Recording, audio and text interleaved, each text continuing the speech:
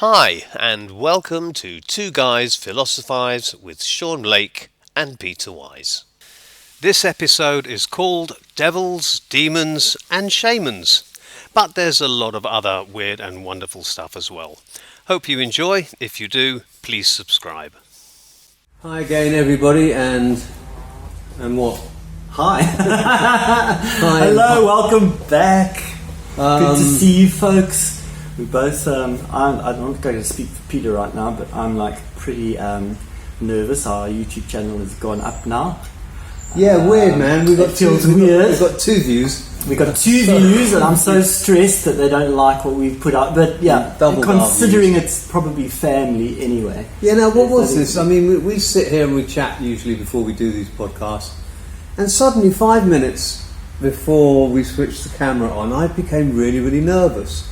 Now, those of you who know me know I've been a performer all my life and played in front of lots of people, and I'm thinking, well, why am I nervous? And because I come to the conclusion, frankly, anybody who uploads anything, or 99% of people who upload anything to YouTube, do it because they want a good response, not necessarily a good response, but they want to be noticed. Or they want to have their opinions. They want to be relevant. You know, so it's like I'm almost desperate to have my opinions. I mean, we're still in early days. This is our third or fourth or fifth, I don't know, sixth episode. Well, I think this is our fifth official one and about our 60th unofficial try. Yeah. And I'm thinking, am I going to be good enough? Well, no, I'm thinking, is Sean going to be good enough? I know I'm not good enough. But anyway, I know there's so much I need to do. And yeah, no, it's like, but I don't know.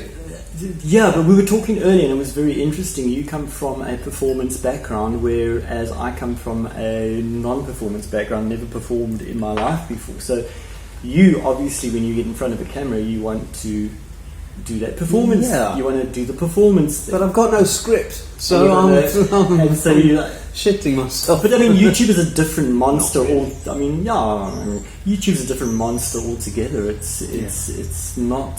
I think people look for, correct me if I'm wrong, people in the comments, but I think people look for, information is information. You can Google it anywhere. Where you get your information depends on, are those people entertaining you? Do you relate to them? Have you got things in common with them? Can you listen to them in the background? Yeah. Are they friendly enough? You know, are they humble enough?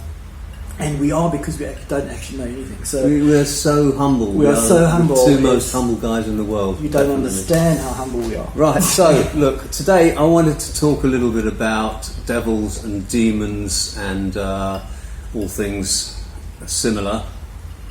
And I wanted to start off by saying, giving my opinion or my view of how devils and demons were created by people.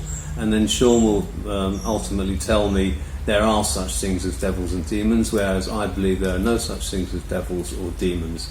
Now, early man did not know what was going on around him. He didn't know why he got ill. He didn't know why the river flooded. He didn't know why his harvest didn't work. He didn't know why he got bitten by a snake. And he put all these things down to forces that he couldn't see and had no control over.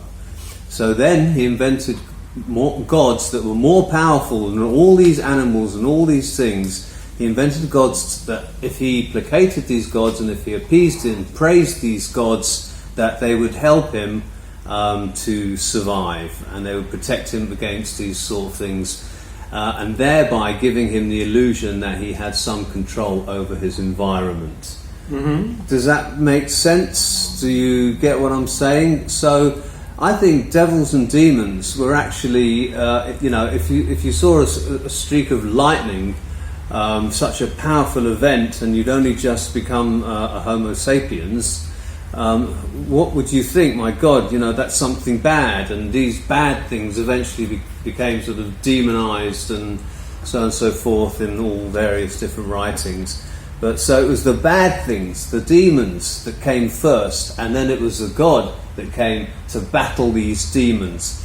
And throughout history, we've had all these books on gods battling demons, which to me is ridiculous, because if gods are all powerful, why do people worry about them being defeated by demons? Over to you, Sean. All right. Okay. So demons. Well, I think first we need to establish what. Are you trying to imitate me, Mr. That's all right. No. I'm being more visual. I've been told I've got to stop sitting still, looking like I'm dead. Okay, demons. All right, demons. He's struggling with his. Okay. Let me tell you all about mine. Demons, as far as I understand it, never have existed until the Council of Nicaea kind of made it a thing with the Catholic Church and the Pope, etc., etc. The whole concept of demons comes from the Dante picture of the Inferno. That's where the Christians have adopted their image of hell, the burning inferno that everyone goes to. So what were demons before the church called them demons? They were daemons. Okay. Oh, right. Now, daemons were deities. Right. Okay. Deities are neutral. You can use a deity for good, deity. You can use a deity. You can use deity. Okay, but what intrinsically are they? I mean, are they creatures? Are they from another realm? And what are deities? What do you mean by deities? So a deity would be an energy, in my book, an energy form that people have created, that people have worshipped. I don't know if you're familiar with the concept of tulpa. Not at all. Okay. Tulpa are mind energy forms that the Buddhists and quite a few mystical schools of thought create. What they are they're energy forms that you consciously create as living, breathing personalities that move around you. And these energies, because they're not real, you don't see them, they don't manifest until you get to a point of enlightenment where you can manifest like that kind of thing. Yeah. But those tulpas are kind of like thought forms that you have given intent to. Right. Okay. So we're on the path of we are creating these demons. So we created it. Okay. So we created tulpas. We create tulpas in the forms of guardian angels, in the form of ancestors, in the forms of. But tulpas have been like kind of morphed into these deities. So a deity is neutral. A deity is not necessarily good or bad. It's not the Christian philosophy of good and evil. A deity like, for instance, Kali. Kali is the Hindi deity basically of chaos and destruction. But it's not a negative thing, because out of chaos and destruction comes creativity, newness, birth. So in the eyes of a Hindi person, Kali, who destroys everything, is in charge of destroying everything, decimating everything, is actually a good force, because it's the force that brings in the new. So this whole concept of good and evil, and so what is Kali? Is Kali a demon? Is Kali an angel? Is Kali so what? You're saying there must be destruction, as in, for example, burning pieces of land in order to regenerate new growth. Yeah, well, you have to get rid of what is before you create something new. I can't put anything on this spot here until I take your book out the way. What spot are you referring to for our listeners? Oh, I see. Right. Okay. Yeah. Okay. Daemons. What are daemons? Isn't he an actor or something? Okay. Damon somebody or Matt Damon. There's a lot of research there's a lot of research has actually been going into daemons, and there's a chap who wrote a very interesting book about daemons. We're doing our research now. We're just doing it. You see, we're getting professional now, so I don't, because I'm known for pulling like little things out of my. He's known for telling I'm known lies, for facts. for exaggerating. I'm everything. known for facts. DAEMONS. We're going to find out what daemons are now. Okay, daemon. This is the misinformation that we receive from the internet. From everything. in ancient Greek belief, a divinity or supernatural being of a nature between gods and humans, an inner or attendant spirit or inspiring force. Right, so not an angel. So not an opposite angel. to an angel. So something in between a god and a human. So It's only the Christians that have polarized daemons into devils and angels. right. Lucifer is the angel of light. Lucifer was the most glorious angel in heaven. Yeah. Lucifer was the brightest star in God's army. How do you know so much? Because I studied to become a missionary and go and convert the masses in India. How many did you convert? No, but I converted myself out of the conversion, so it was like, yeah. Unfortunately, I got involved in a bit of a cult, so it was a bit of a culty type situation. So I don't want you people to think that I joined a normal church and had a bad experience. I joined a cult. I wouldn't do anything normal like join a normal Company. church. Okay? It was like, why would I do a stupid thing like that? Yeah. So we talk a lot about other realms, and scientists are now talking about other realms other than the physical realm. We talk about demons and daemons and devils and angels and cherubs and gods and satans and all of these things. Cherubim. The cherubim, yeah. There's also But those are layers. Those are layers of. You can interrupt me, by the way. I'm going to. Yeah. Those are layers of energetic beings that have been structured into a pyramid by the church. So I just want to say that. Yeah. So I mean, in effect, for me, from where I'm coming from, it's all you know. I just don't believe in any of it. I think all of these creations. That man creates through his creativity. There's the word create 3 times in 4 words. All of these creations are just man's way of trying to understand the world around him and what's going on and how he can have control over it. Whereas scientists, for example, take a different view. They say, well, other realms that are non-material don't exist, and we can't be bothered to deal with them because we can't factor them into our equations. We deal, scientists, purely with the physical side of stuff, things that are made of matter or antimatter. But scientists, physicists, astrophysicists, particle physicists, there are so many things that cannot yet be explained. We may think we're at the forefront of physics, but give it another 100 years. You know what I mean? And I used to ask, Sean, I'll tell you, I used to ask myself a question. Why do human beings have a desire to know? I couldn't understand it, but I had a revelation the other day. It's really quite simple. We have a desire to know about our surroundings, our universe and ourselves in order so that we can, for example, stay healthy.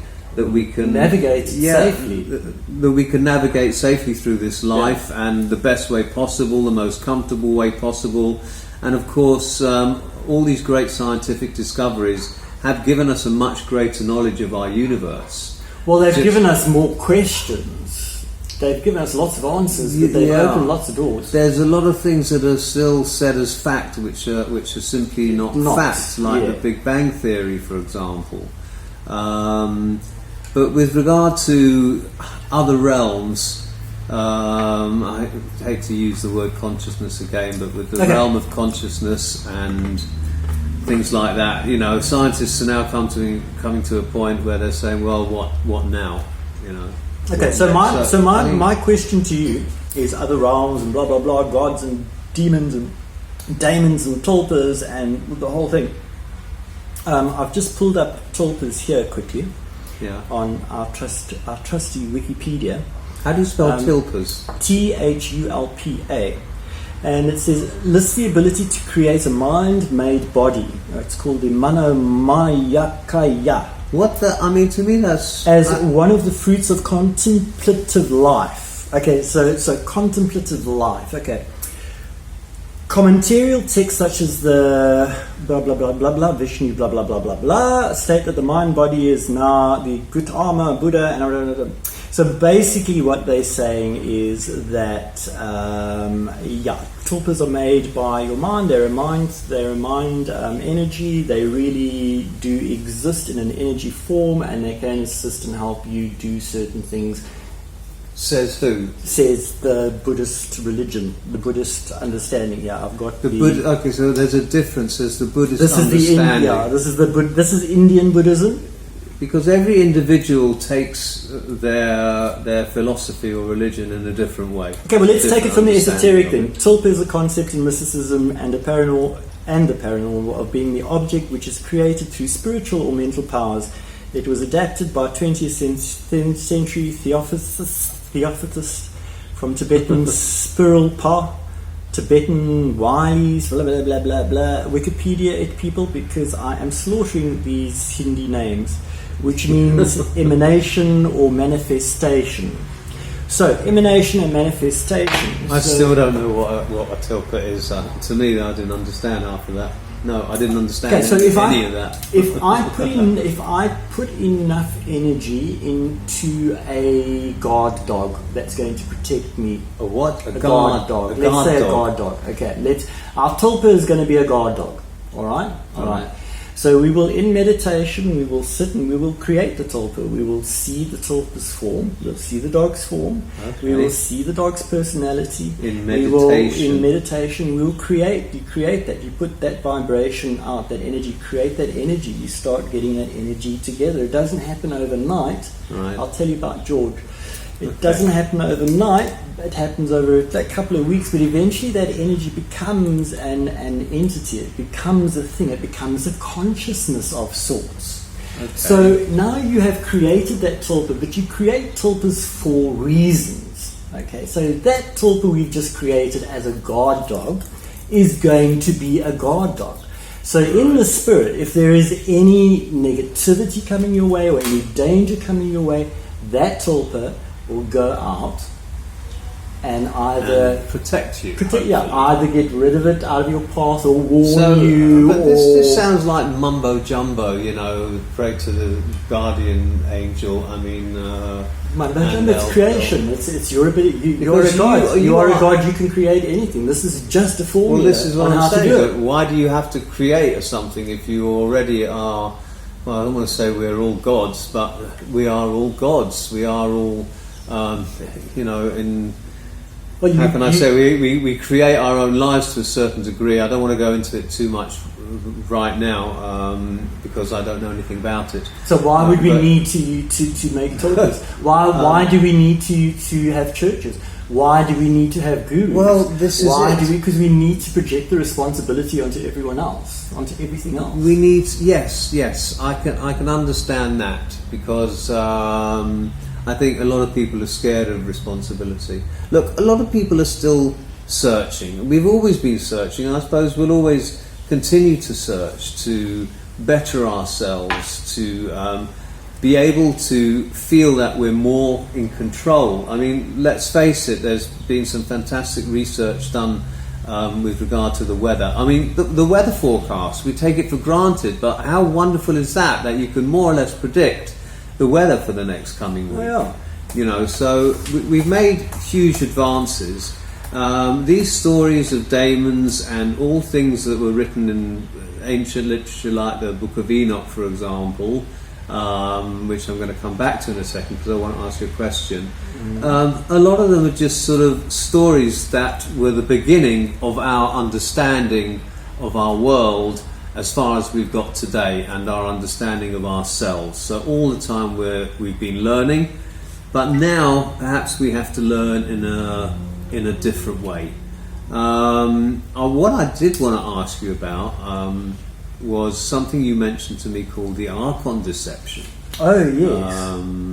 Okay, that isn't even a rabbit hole. That's a dark hole. That's a black hole. That's a. So is this something to do with David Icke and again theories of what we are or who we are or why we're here? David Icke has basically plagiarized an ancient text, really, in ancient philosophy. He has. Come, David, argue me. Come, sit here, we argue. Okay. No, because he has. He'll be the first person to admit it to you. Right. I mean, the text that he got all his information from was the Sitchin.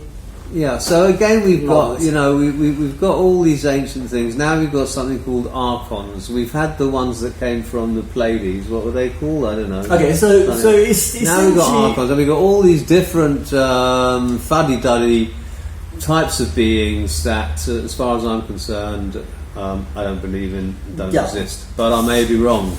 So okay, well, look, I mean, I've got to tell you that I don't believe in 99.9% of what I've read over the last 2 days, because to explain to our audience, I don't think we've actually really gone into this. I work as a shaman, and I work from a shamanistic school which is very ancient, and it is Siberian shamanism, which was kind of the first shamanism that became a thing.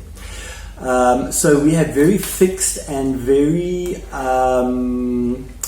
simple understandings of things. They're really basic. And really basically how we understand the archons to be. Archons are energetic beings that are interdimensional. They share this dimension with us to a certain extent. Not that they can manifest in this dimension, but they can access this dimension through us, through our physical bodies. Right. So the archons have apparently set up this whole deception where when you die and you get told to go toward the light, it's so that you can be reincarnated and reborn into this simulation or this reality, so that you can experience things like fear and heartache and trauma and they will feed off that energy.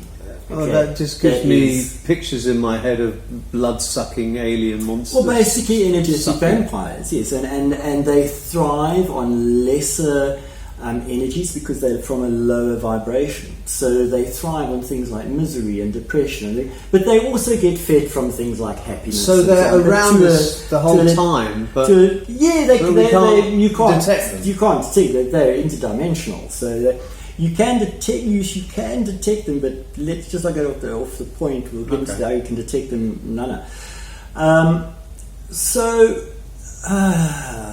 I've done it, yeah. Because when I interrupt him, he forgets what he's talking about.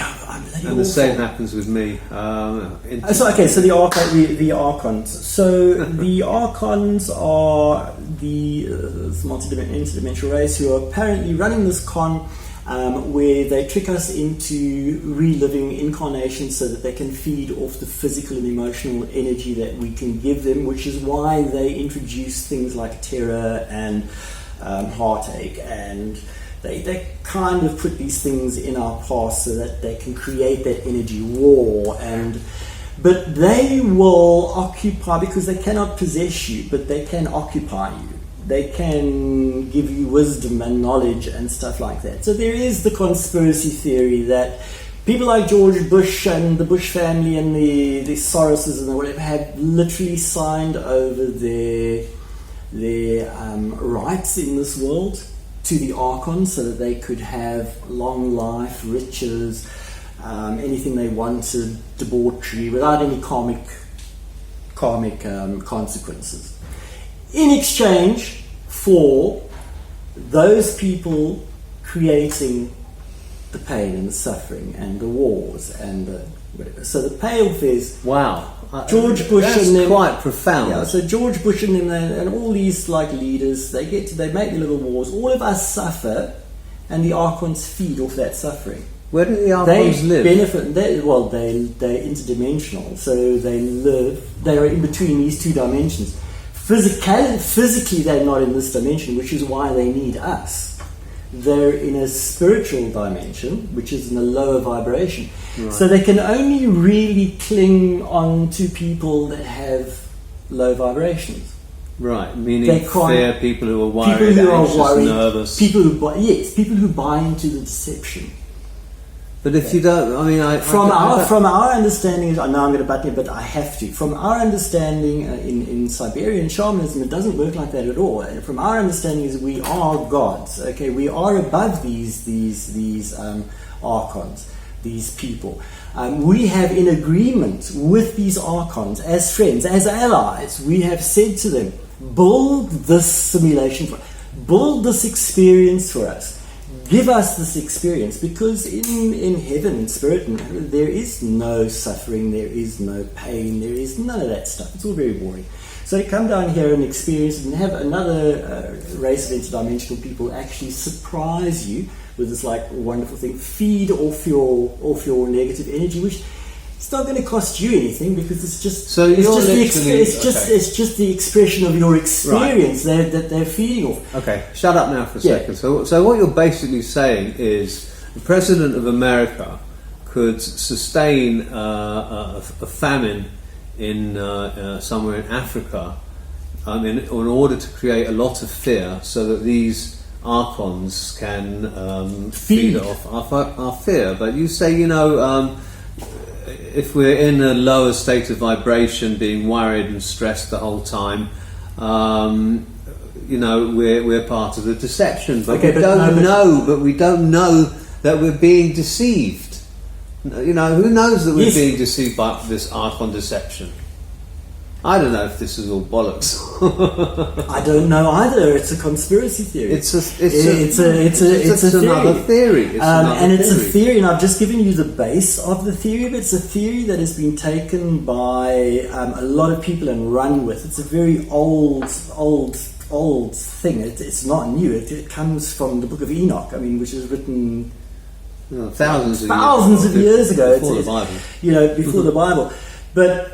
The Christian church has taken this idea and turned it into, like you say, demons, deceitful demons who are, stealing your energy, and there's no agreement in this, and you're totally helpless, and you just these creatures have this control over your body and your mind, and make you do all these strange things. I would like to think that originally, at least, priests and the important people in all religion were doing it for a good cause, because they were in effect the lawgivers, because there weren't parliaments in those days. You know what I mean? So they were the ones regulators who made the rules. So some very clever guys had to sit down together and write out a set of rules, in the Bible or the other ancient literature, of things that you are and you're not allowed to do, and the certain punishments you get. But that was apparent for that time. Yeah. Now we don't. That religion is losing ground. We're so diversified in our beliefs. Like all of what you said now. About other realms and these demons, and some people believe in these archons, and other people believe in this, and other people believe in that. It's like we're completely lost. But I don't think that's a bad thing. But you're meant to be lost, because that is the mystery of living, the mystery of life.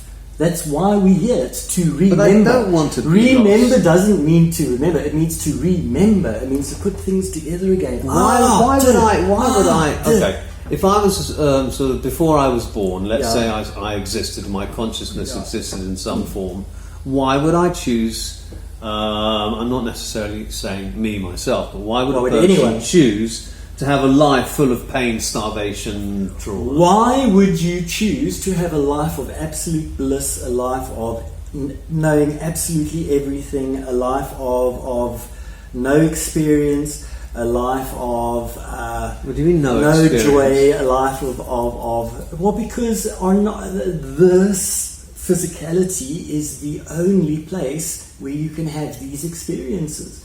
You can't experience depression in heaven, for want of a better word. You can't experience trauma in nirvana. Where is nirvana? Well, nirvana is a state of mind. It's not a place. I would always thought that you couldn't reach nirvana until after you. Nirvana is a goal. It's a goal, but you can't reach it. No. Yeah. It's kind of like meditation. The point of meditation is to reach nirvana. But So listen, you mentioned before about creating energy. Now, I've often thought about this, what actually energy is, or what is energy actually, or what is actually energy. What's the right way to say that damn sentence? Of What is energy? But I know you work as a shaman, and some people go, "Oh, shamans are a load of bollocks." Any scientist will go, "Shamans, not interested, load of hoopy." And I agree with nonsense." most of them. I got to tell you. But I mean, you are a shaman.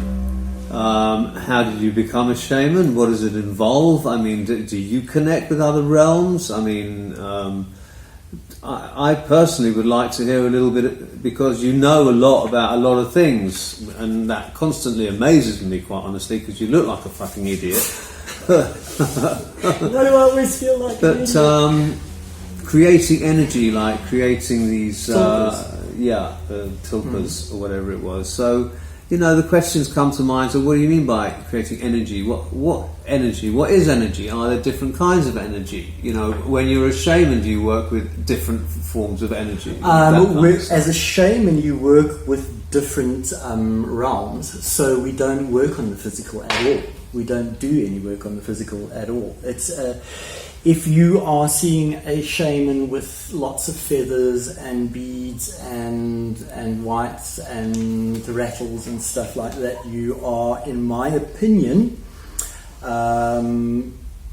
getting a bit of a show, because shamanism doesn't happen on the physical. It happens in the dream space. It happens in hyperspace. It happens dream space. Yeah, it happens in the place in between, what we call the place in between. I expect it's difficult for you to explain this. So when I take someone on a visionary quest, all right, they will ingest visionary herbs, which are legal, and they just help a person relax and visualize, things a little bit easier than normal. But I don't have to partake in that substance to guide them through it, because I can just naturally, that's why I'm a shaman, I can naturally just be in that space with them. Right. So I can, and often in the experience they'll see me there, or they'll be holding my hand or whatever. And while I am working with that person, although I haven't ingested what they've ingested, I am in that state of consciousness. Right. So, but the moment that the therapy session is over, or the moment we've had our chat, I'm totally back to normal. Sometimes I don't even remember what I've said to the person. Okay. So, where this ties in for me with gods and demons is, devils and demons, is that somewhere there is more than just a physical dimension. There are lots of different dimensions, and as a shaman you work with, I don't know, you can't call them creatures, with entities which are neither gods nor demons. You work with the unseen.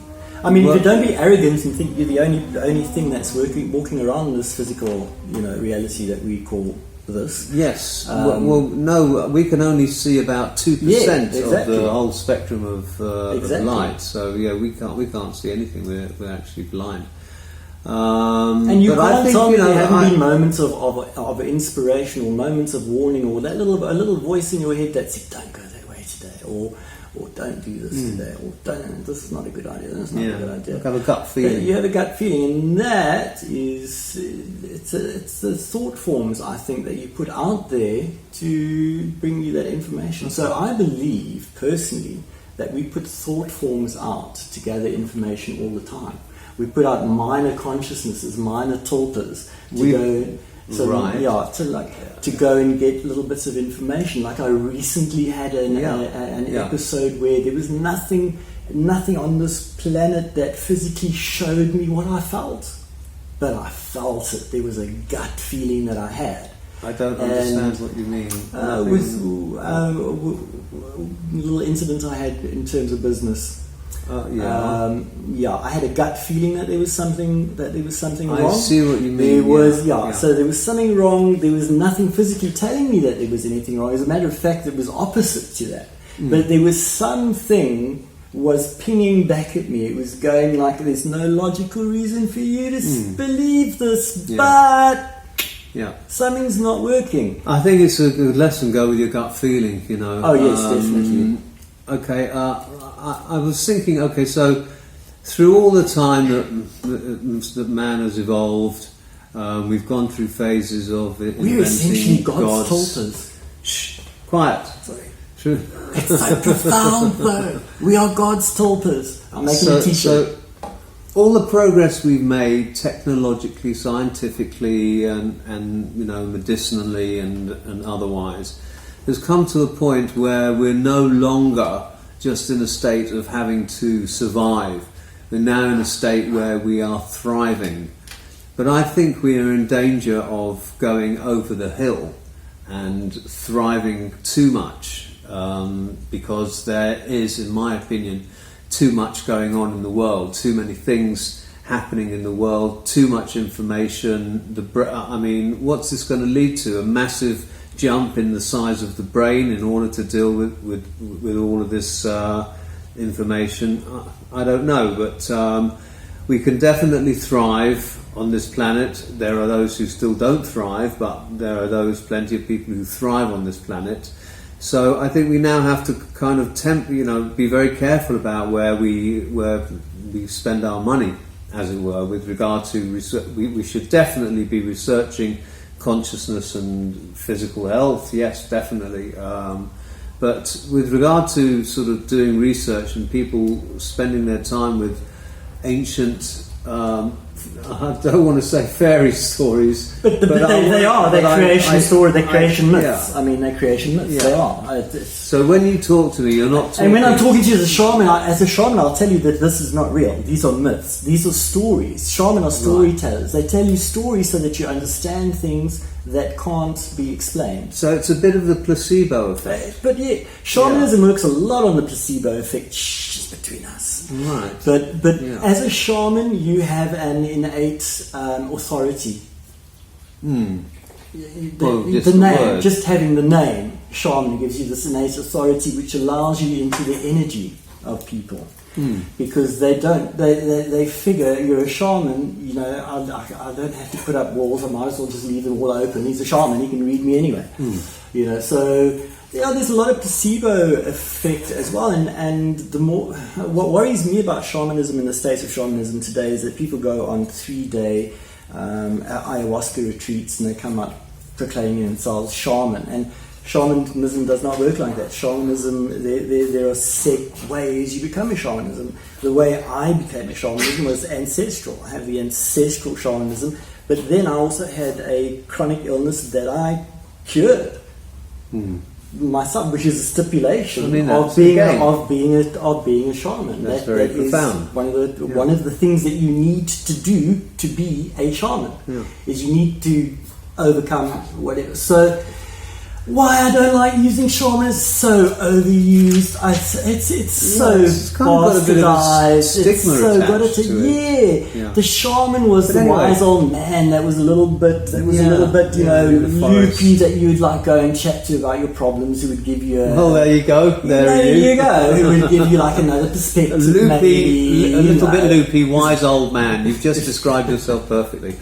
I'm happy with that. I can live with that. I'll take it. I wanted to bring up the story, talking about other realms. Can I? Sorry, I'm going to be so. No. Come on, okay, go. No, let me go this time. Because I did want to talk about the story of this neuroscientist who had a stroke, and you can check it out on the internet. It's called My Stroke of Insight, and her name is Jill Bolt Taylor. And she describes like going out of her body, still retaining her individual sense of consciousness. And to cut a long story short, she remembered two things in particular. One, that she could not distinguish where her own body ended and everything else started. And the second thing was she felt like she was enormous.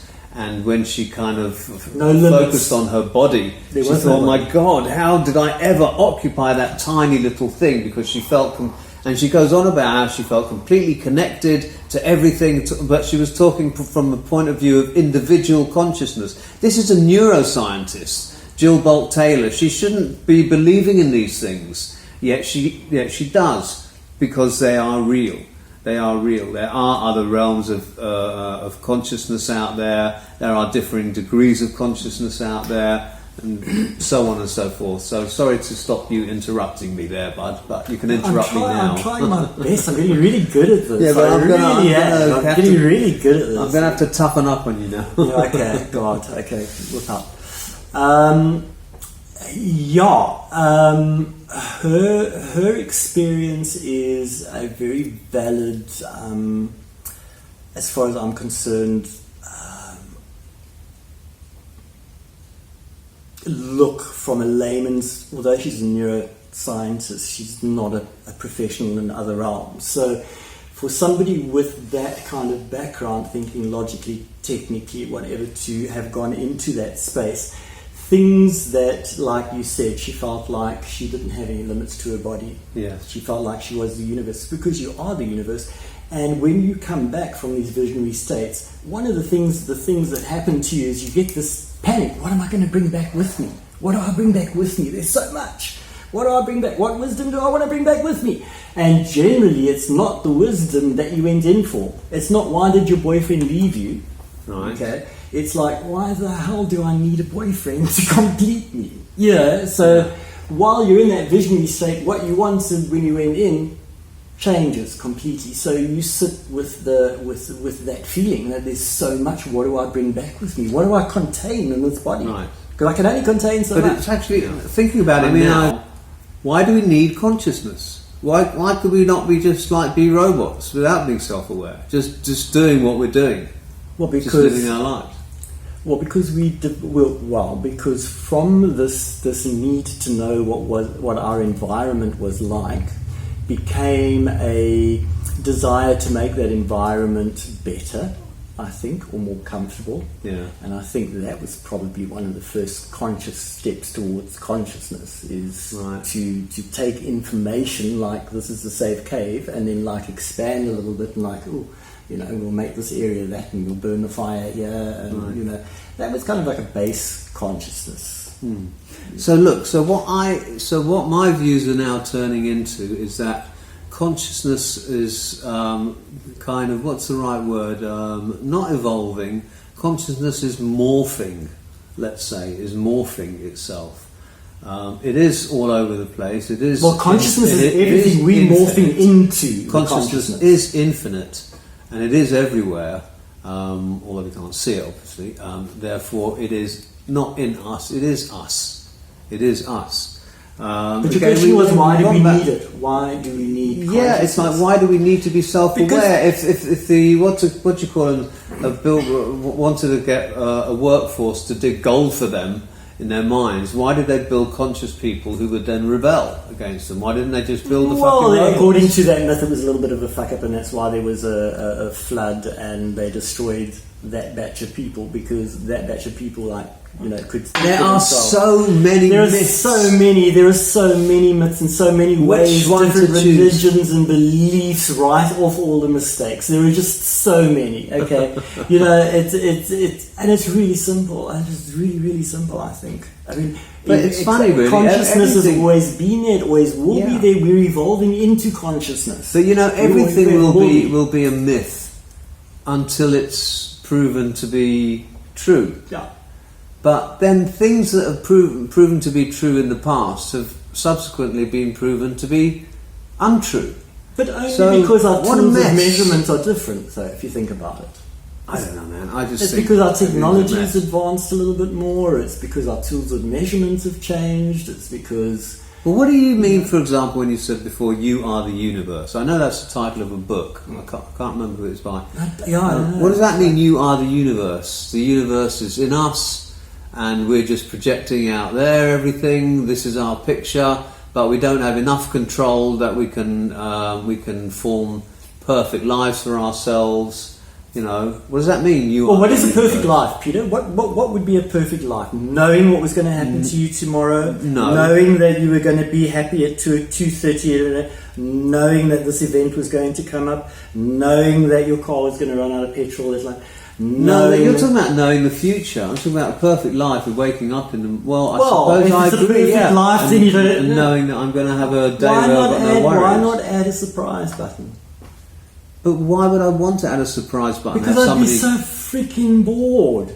Everything would be perfect. How many times can you go down to the ocean and suntan? How many times can you go watch a movie? How many times can you take a trip to Europe? How many times can you? You know? So, I mean, I think that happens with a lot of men after they retire. They just get bored because they can't find enough to do. I mean, if you can't find something to do, watch us on YouTube. That'll kill an hour of your day at least. Or a couple of brain cells. But you were asking where is consciousness? So when you're in a visionary experience, one of the things that you can't explain to people when you come back, or nobody has yet been able to, because there is no language, is that the experience you have is inside and outside of your body and outside of reality. So not only are you in your inner universe, which is the universe, you realize that inner universe is projected outward to the outer universe. So the inner universe is the outer universe. It's just a projection of the outer universe. There's smoke coming off the top of my head now because my brain's fried. So this is the projection of the universe which is inside you. Right. Okay. We are all connected by that inside you, because that inside you is spirit. It's the universe. It's consciousness. Okay. Well, I hope you guys watching and listening understand what Sean's talking about. I do Skype sessions. It will make interesting discussions. If you want him to clarify anything, you can phone him directly on...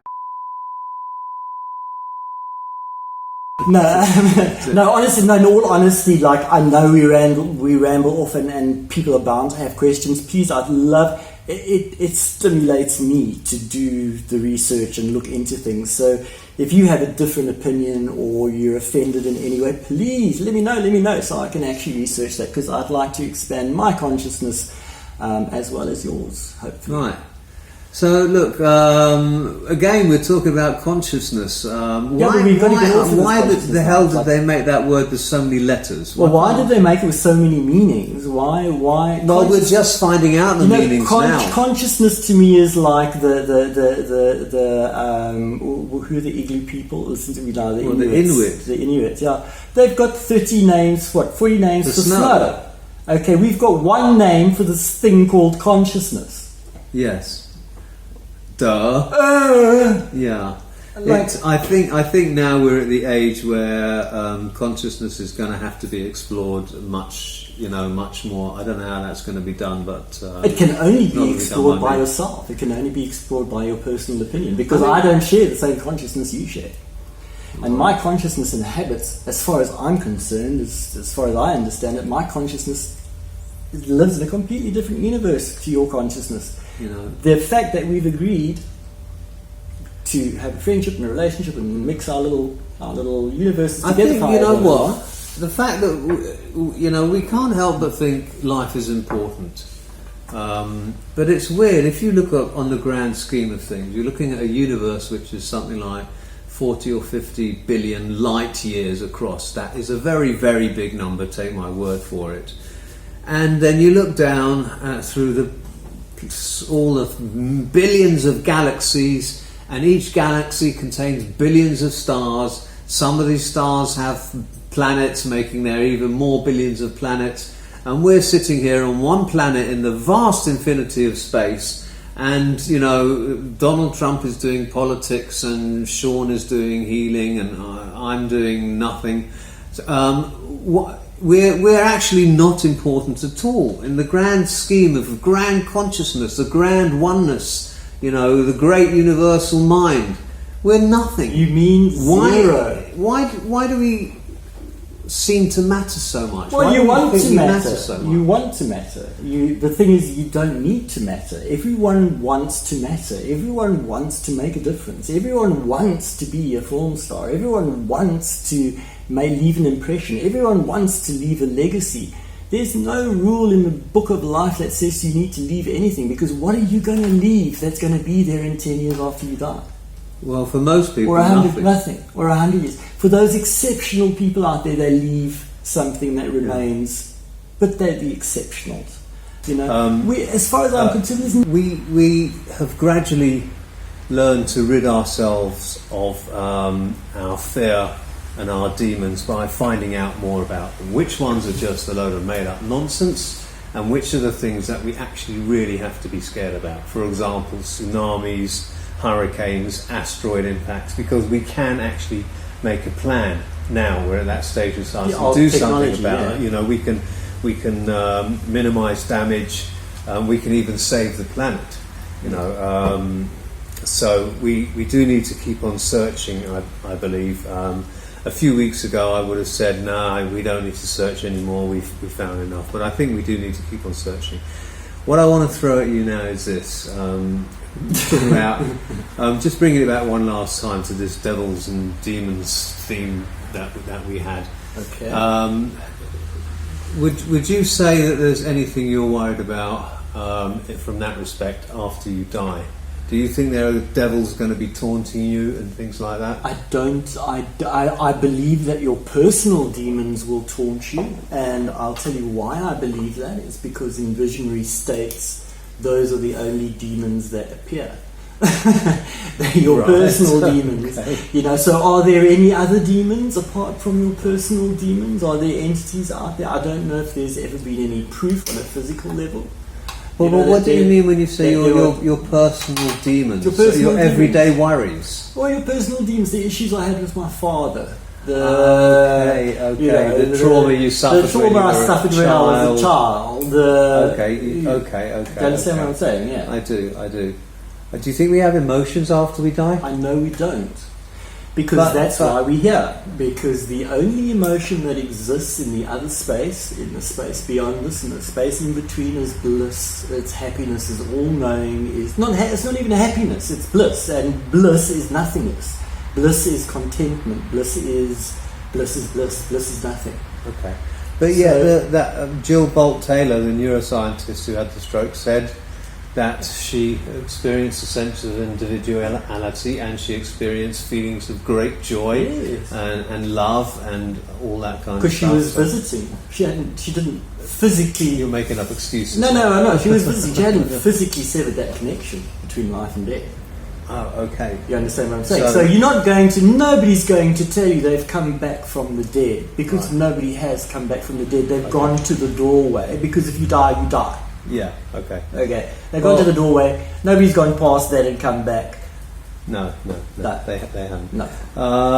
Okay, so I think we kind of coming to the end of this one. But just to reiterate on your question, just to reiterate what I was saying, I don't think that we're here for any other reason except to experience those things which you call emotions, and they don't exist anywhere else, and that's what makes them so special. Right. And that's why we've chosen to have this experience. Okay. No, there's no happiness, there's no disappointment, there's no any of that there. Okay, of course. So look, generally we are ridding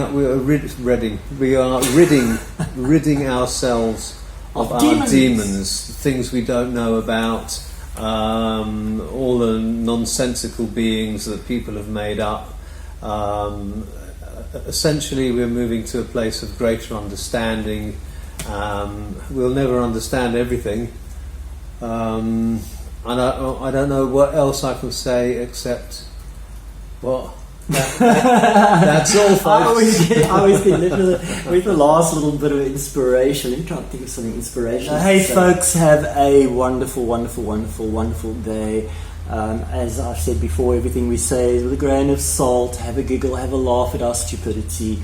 Engage, interact. We love it, we want it, it stimulates us. It's great, super. Please do feel free. Chat. Cool. Cheers. Thanks for tuning in, everyone. We'll catch you next time. Please remember to subscribe to our channel, and you all have a lovely day.